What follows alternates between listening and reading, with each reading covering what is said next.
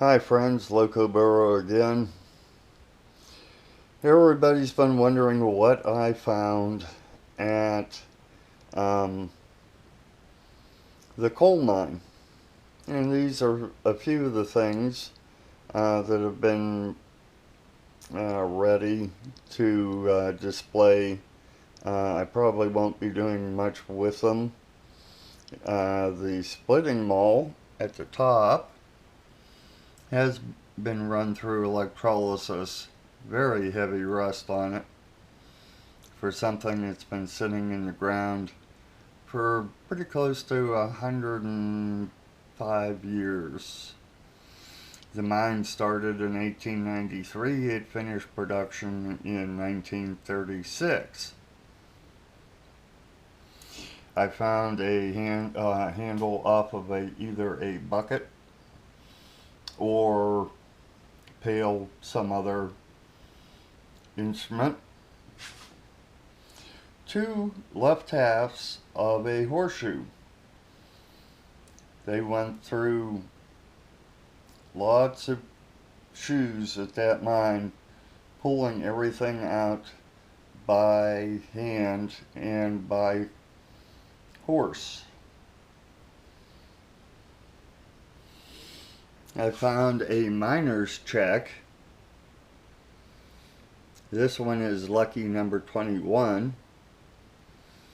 They would hang those on a board outside the mine to let everyone know that they are inside the mine. When they came back out, they would take their check off, and if something happened, they would know that that person was accounted for.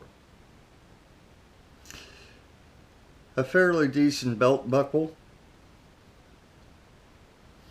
And one of the most interesting is this piece. Over here we had our horseshoes. Over here we have a people shoe. The miners would take steel and cut it out and put it on the bottom of their shoes to keep their shoes from wearing out quite as soon. Shoes were expensive back in those days, and you would do everything you could to keep the shoes and the soles in one piece. It does have some traction marks on it, if you would. Some little bumps.